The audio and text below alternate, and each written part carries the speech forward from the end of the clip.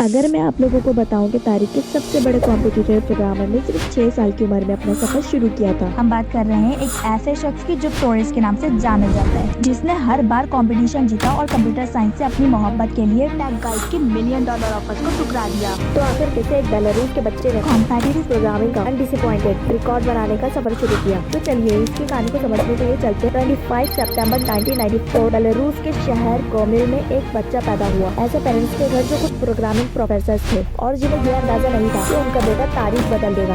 जानवी के वालिदैन Francis स्क्रेना गोमिल state university के मैथमेटिक्स डिपार्टमेंट में प्रोग्रामर्स थे।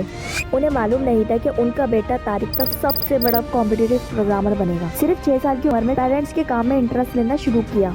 ये नॉर्मल बच्चों वाली क्यूरियोसिटी नहीं थी, बल्कि जिस तरह वो प्रॉब्लम्स को सॉल्व करता था और उसके सोचने का तरीका बिल्कुल डिफरेंट था। इनके पेरेंट्स ने इस स्पार्क को पहचान कर बच्चों के लिए एक स्पेशल गेम डिजाइन की ताकि उन्हें प्रोग्रामिंग के कॉन्सेप्ट से कनेक्ट किया जा सके। मगर वो ये अंदाजा नहीं लगा सकता था कि ये चिंगारी बड़ी आग में तब्दील हो जाएगी। 8 साल की उम्र तक जनरेट की सलाहियत में बेलारूस के सबसे मशहूर कंप्यूटर साइंस टीचर की अट्रैक्शन हासिल कर ली।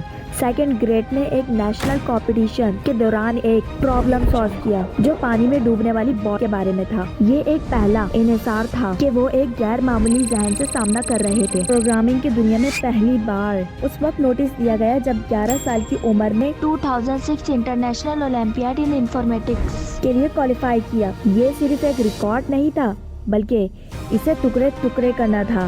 ज्यादातर कॉम्पिटिटर हाई स्कूल के थे, जबकि एक कैंडिडेट सिर्फ मिडिल स्कूल में था और उसने ना सिर्फ हिस्सा लिया बल्कि अपनी पहली खुशी में सिल्वर मेडल जीता।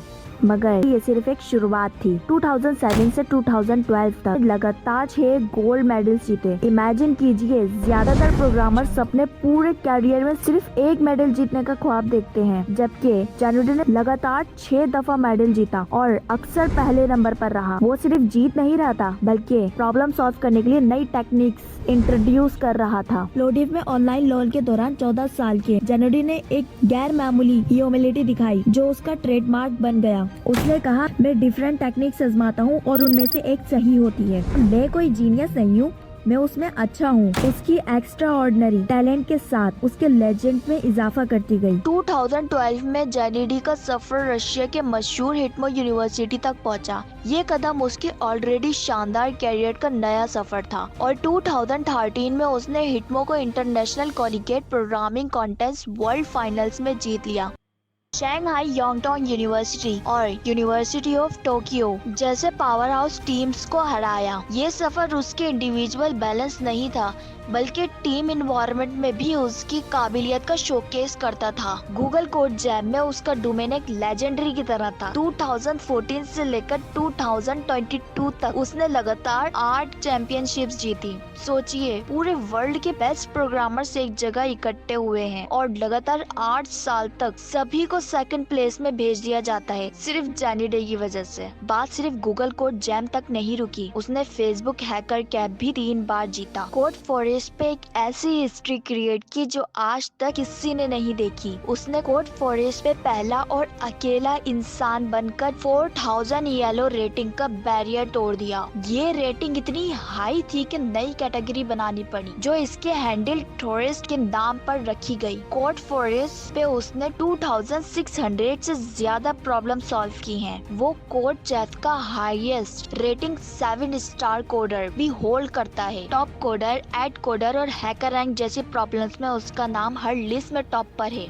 लेकिन जो बात जेनेडी को सबसे यूनिक बताती है वो उसका फैशन है। गूगल और यांडेक्स जैसी टेक जायंट ने उसे $1 मिलियन ऑफर दिए, तो उसने उन सब को मना कर दिया, सिर्फ इसलिए क्योंकि वो अपनी हिटमो यूनिवर्सिटी में पीएचडी कंप्लीट करना चाहता था। उसका फोकस हमेशा एकेडमी और रिसर्च पर रहा, ना कि फैशन और कॉपरेटिव सक्सेस पर। लेकिन इंडिविजुअल कंपटीशन में जेनेडी ने असल में हिस्ट्री लिखी। अगस्त 2024 2004 में जेनिडे ने एक और नए माइलस्टोन अचीव किया, जिसने कॉम्पिटिटिव प्रोग्रामिंग की दुनिया में एक नई हिस्ट्री क्रिएट कर दी। उसने कोड फॉरेस्ट में 4000 ईलो बैरियर को तोड़ दिया, एक ऐसा लेवल जो पहले कभी किसी ने नहीं देखा था। इस वजह से कोड फॉरेस्ट को एक नई रेटिंग कैटेगरी बनानी पड़ी, जो टॉरेस्ट कैटेगरी कहलाई। ये सब एक दिन की प्रैक्टिस का नतीजा नहीं था, कंसंट्रेशन ही उसका सबब बना रहा। डेली वो कॉम्प्लेक्स एल्गोरिथम्स प्रॉब्लम सॉल्व करता रहा और अपने शेड्यूल में बैलेंस बनाए रखता था और अपनी रिसर्च पर भी फोकस करता था। अब तक वो 2600 से ज्यादा प्रॉब्लम सॉल्व कर चुका था। उसका कहना था, मैं प्रैक्टिस को दिन में 3 से 4 घंटे से ज्यादा टाइम नहीं देता।